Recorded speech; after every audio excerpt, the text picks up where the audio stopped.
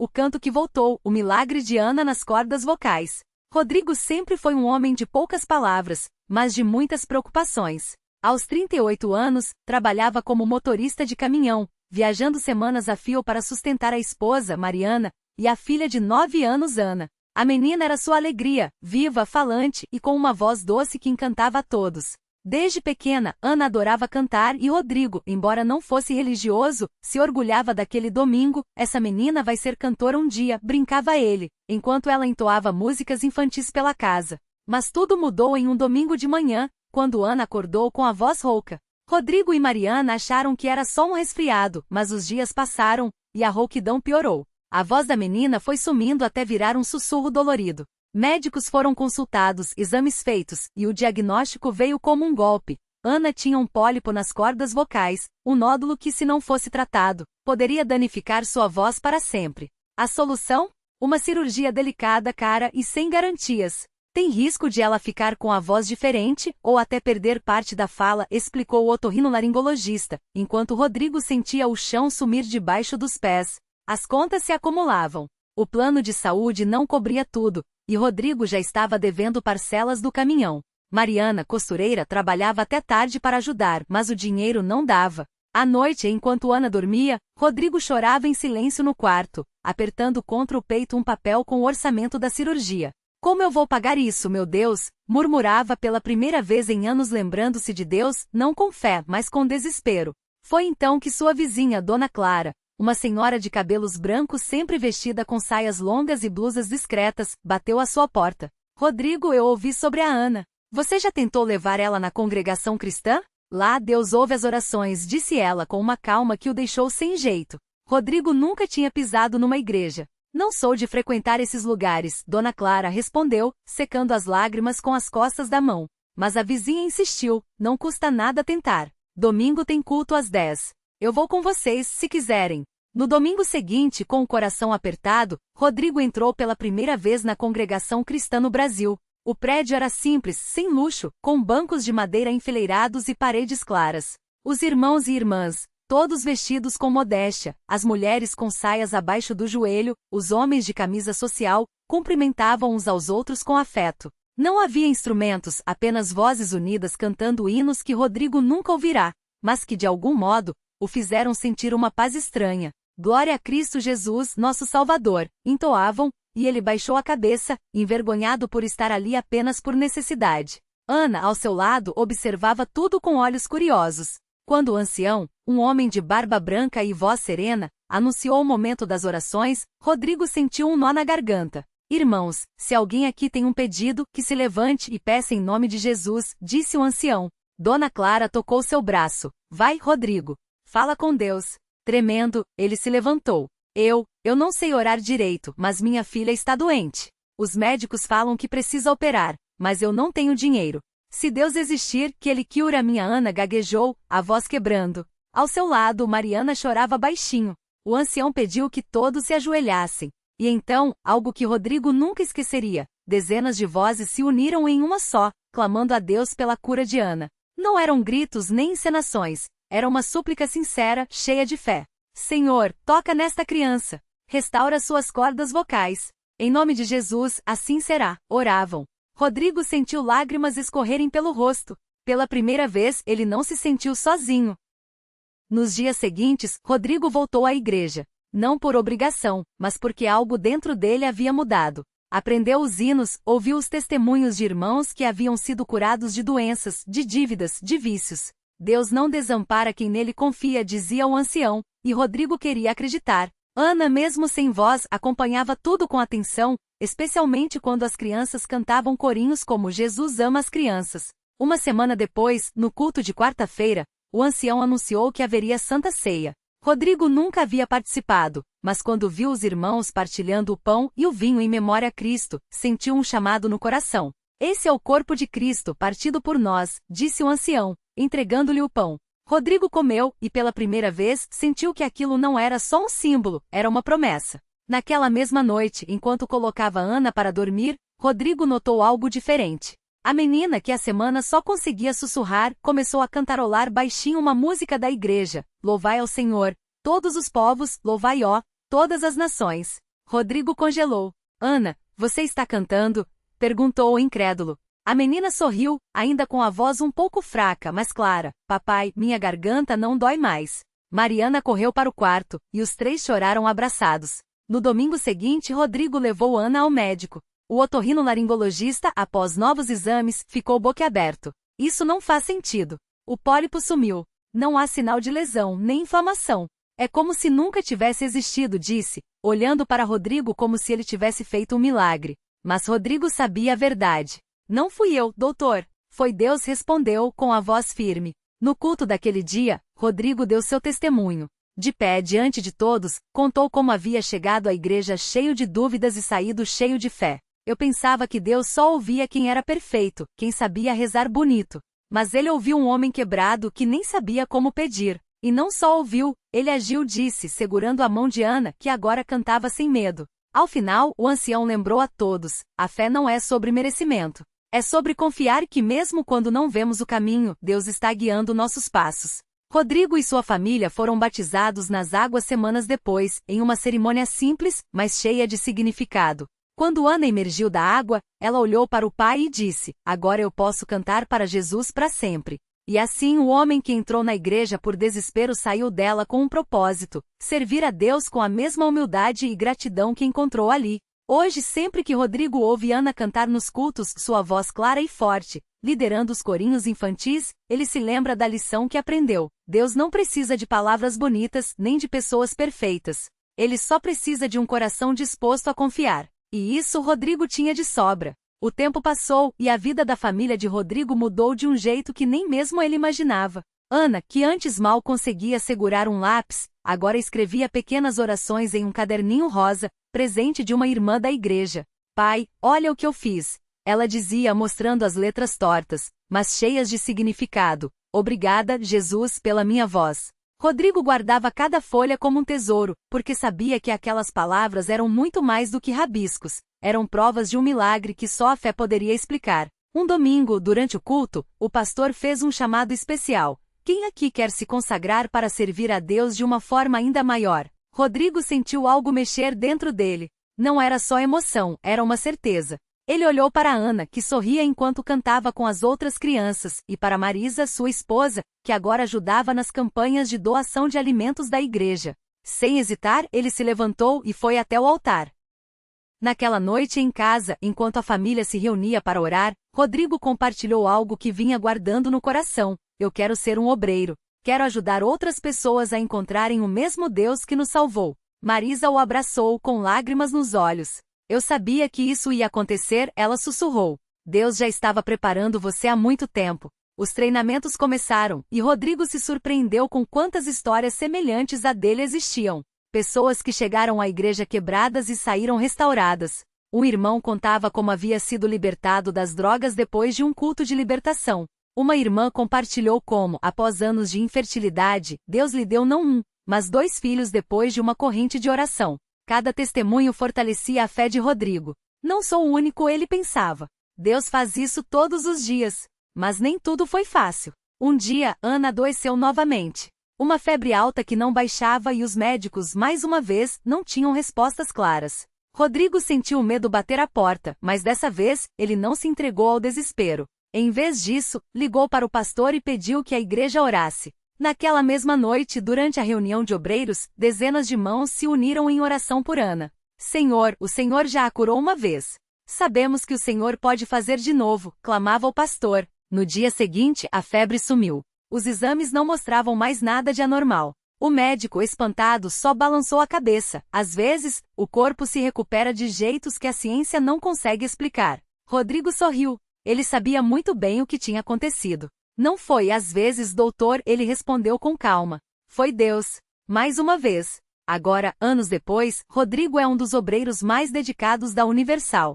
Ele não prega com palavras complicadas, mas com a simplicidade de quem viveu o poder de Deus na pele. Sempre que um novo visitante chega à igreja com o olhar perdido, como ele já chegou um dia, Rodrigo se aproxima e diz, eu sei como você se sente. Mas pode confiar, aqui milagres acontecem. E o seu pode começar hoje. Ana, que agora tem 12 anos, continua cantando, mas não só nos cultos infantis.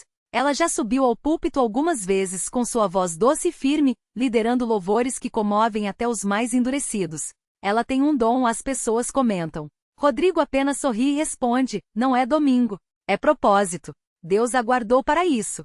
E assim, a história dessa família, que começou com uma oração desesperada em uma noite fria, se transformou em um legado. Um legado de fé que não se curva diante das circunstâncias, de amor que se multiplica e de milagres que não são apenas lembranças, mas uma realidade viva, todos os dias. Porque na Universal, como Rodrigo gosta de dizer, Deus não muda vidas. Ele as recria. E a dele foi a primeira prova disso. A vida da família de Rodrigo e Ana se tornou um testemunho vivo dentro e fora da igreja. Toda vez que Ana cantava, as pessoas se emocionavam, não só pela beleza de sua voz, mas pela história por trás dela. Muitas mães que haviam perdido a esperança com filhos doentes ou com problemas graves se aproximavam de Rodrigo depois dos cultos, pedindo conselhos, querendo saber como ele havia conseguido manter a fé em meio àquela tempestade.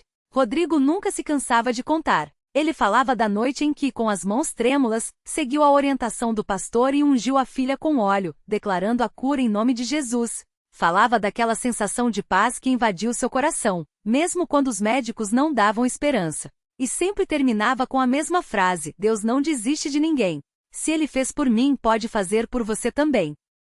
Foi assim que a história deles começou a alcançar outras vidas. Uma dessas pessoas foi a Dona Maria, uma senhora de 65 anos que há anos lutava contra um câncer agressivo. Ela havia passado por quimioterapia, radioterapia, e os médicos já tinham dito que não havia mais o que fazer. Quando ouviu Ana cantar "O Senhor é o meu pastor" em um culto, algo dentro dela se quebrou. Não de dor, mas de esperança. Ela procurou Rodrigo e, com lágrimas nos olhos, pediu: me ensina a orar como você orou. Rodrigo não hesitou. Levou até a sala de oração da Universal, onde pastores e obreiros estavam sempre disponíveis para interceder. Ali, entre lágrimas e clamores, Dona Maria entregou sua dor a Deus. Não foi uma cura instantânea. As batalhas espirituais muitas vezes exigem persistência, mas, semana após semana, os exames começaram a mostrar melhoras inexplicáveis. Os médicos ficaram perplexos.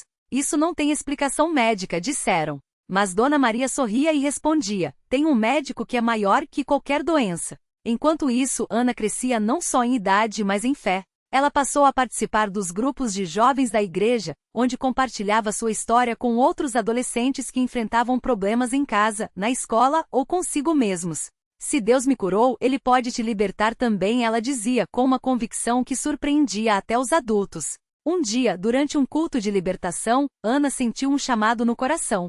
Ela se levantou no meio da multidão e, com voz firme, começou a profetizar: Deus está dizendo que hoje é o dia da sua vitória. Não importa o que o médico falou, não importa o que a família falou. Ele está aqui para mudar sua história. As palavras saíram com uma autoridade que não era dela, e muitas pessoas caíram em prantos, sentindo o toque de Deus em suas vidas. Rodrigo, que assistia tudo de longe, não conseguiu segurar as lágrimas. A menina que os médicos haviam desistido, que ele mesmo quase enterrou em pensamento, agora estava ali, não só viva, mas sendo usada por Deus para trazer esperança a outros. Isso não é sorte, não é coincidência, ele pensava. Isso é o poder de Deus agindo na vida de quem crê. Os anos passaram, e a família de Rodrigo se tornou um pilar na igreja. Ele, que antes era um homem quebrado pela dor, agora liderava um grupo de apoio a pais que passavam por provações com seus filhos. Ana, aos 18 anos, já gravava seus primeiros louvores e era convidada para cantar em eventos da Universal em outras cidades. Mas apesar do reconhecimento, ela nunca esqueceu de onde veio. Toda vez que alguém pedia um autógrafo ou uma foto, ela escrevia no papel: Deus te ama mais do que você imagina. Não desista. E assim o milagre que começou com uma oração em uma noite de desespero se multiplicou. Não foi só Ana que foi curada. Não foi só Rodrigo que foi restaurado. Foi uma corrente de fé que se espalhou, provando que quando Deus toca uma vida, Ele não para por aí, Ele transforma gerações. Porque na Universal, como Ana agora gosta de dizer, os milagres não são só histórias que a gente conta. São histórias que a gente vive. E a dela é apenas uma entre milhões. Mas é a prova de que quando Deus escreve o final, Ele sempre faz melhor do que a gente sonha. Ana não imaginava que sua vida se tornaria um testemunho tão poderoso. Mas Deus tinha planos ainda maiores.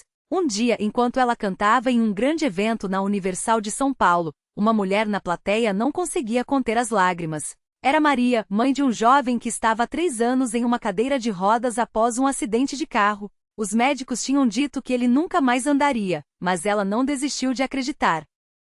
Após o culto, Maria se aproximou de Ana com os olhos brilhando de esperança. Minha filha, eu ouvi sua história e sei que Deus pode fazer o mesmo pelo meu filho. Você pode orar por ele? Ana, sem hesitar, abraçou aquela mãe e disse, claro que sim. Mas não é só eu que vou orar. Vamos levar ele para a corrente de oração na próxima segunda-feira. Deus não faz acepção de pessoas. Naquela noite, o templo estava lotado. Quando o pastor chamou os casos impossíveis para a frente, Maria empurrou a cadeira de rodas do filho, Lucas, até o altar. Os obreiros impuseram as mãos sobre ele, e a igreja inteira começou a clamar, Senhor, restaura este jovem. De repente, Lucas sentiu algo estranho nas pernas.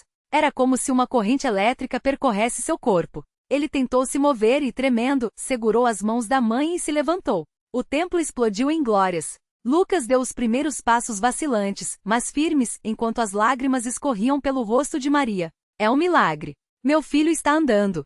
Ela gritava, abraçando qualquer um que estivesse por perto. Ana, que assistia a tudo de perto, não conseguia conter a emoção. Isso aqui não é coincidência não. É Deus confirmando que Ele é o mesmo ontem, hoje e sempre. Ela disse com a voz embargada. Mas a história não parou por aí. Lucas, que antes vivia depressivo e sem esperança, agora frequentava a Universal todos os dias. Pouco tempo depois, ele começou a servir como obreiro, ajudando outros que chegavam ao templo com suas dores e limitações. Se Deus fez isso por mim, Ele pode fazer por qualquer um, ele dizia com a mesma fé que tinha visto em Ana. E assim, o ciclo se repetia. Cada vida transformada se tornava um instrumento para tocar outras vidas. Ana, que um dia foi curada de uma doença que os médicos chamavam de sem cura, agora via seu ministério crescer. Ela gravou seu primeiro CD de músicas gospel, todas inspiradas em sua jornada de fé. Nas letras, ela contava não só sua história, mas também a de Rodrigo, a de Lucas e a de tantos outros que encontraram na Universal um lugar onde os impossíveis se tornavam possíveis. Em uma entrevista, um jornalista perguntou a ela, Ana, como você explica tantos milagres? Ela sorriu, com os olhos cheios de lágrimas, e respondeu, eu não explico. Eu só vivo, porque quando a gente entrega tudo nas mãos de Deus, Ele faz coisas que a gente nem sonha. A Universal não é só uma igreja. É um lugar onde Deus escreve histórias novas todos os dias. E a minha é só mais uma delas. E enquanto Ana cantava em mais um culto, com a igreja cheia de pessoas que buscavam um milagre, ela sabia que ali, naquele lugar, Deus estava preparando mais um final feliz, porque na Universal, a fé não é teoria, é realidade.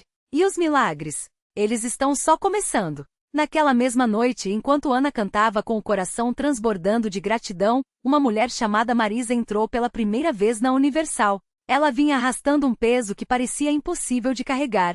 Seu filho, Pedro, de apenas 7 anos, estava internado há semanas em estado grave. Os médicos tinham dito que não havia mais o que fazer. Preparem-se para o pior, foi a frase que ecoava em sua mente como uma sentença. Marisa não era de chorar fácil, mas naquela noite, ao ver tantas pessoas levantando as mãos em oração, algo dentro dela se quebrou. Ela se ajoelhou no chão, sem forças nem para se levantar, e começou a clamar, Senhor, se o Senhor existe, salve o meu filho. Eu não tenho mais ninguém, só ele. As lágrimas molhavam o chão enquanto os obreiros se aproximaram, colocando as mãos sobre sua cabeça e orando com uma fé que ela nunca tinha visto antes. No dia seguinte, enquanto Marisa ainda estava na igreja, o telefone tocou. Era o médico de plantão com uma voz que ela não reconheceu de tão diferente. Dona Marisa, o Pedro acordou. Ele abriu os olhos e pediu por você. Ela quase deixou o celular cair. Como assim, doutor? O senhor disse que não tinha mais jeito. Do outro lado, o médico, visivelmente emocionado, respondeu, não tenho explicação. Os exames estão normais. É como se ele nunca tivesse estado tão mal. Quando Marisa chegou ao hospital, Pedro estava sentado na cama, fraco, mas sorrindo. Mãe, eu sonhei com um homem de branco que me segurou pela mão e disse que eu ia ficar bom, contou o menino. Marisa abraçou o filho com tanta força que ele riu. Mãe, está doendo. Ela chorava sem parar, repetindo, é um milagre, meu filho. Deus te devolveu para mim. Na semana seguinte, Marisa voltou à Universal, mas dessa vez não foi sozinha. Ela levou Pedro, que agora corria pelos corredores da igreja, brincando com outras crianças que também tinham sido curadas.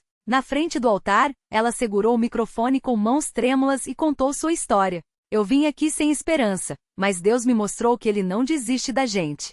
Se ele fez isso por mim, pode fazer por você também, disse, olhando para os olhos de cada pessoa na plateia. E assim como Ana, Marisa se tornou mais uma prova viva de que na Universal, a dor se transforma em testemunho, e o desespero em fé. Porque ali, entre louvores e orações, Deus não só ouve como age. E os milagres? Eles não param.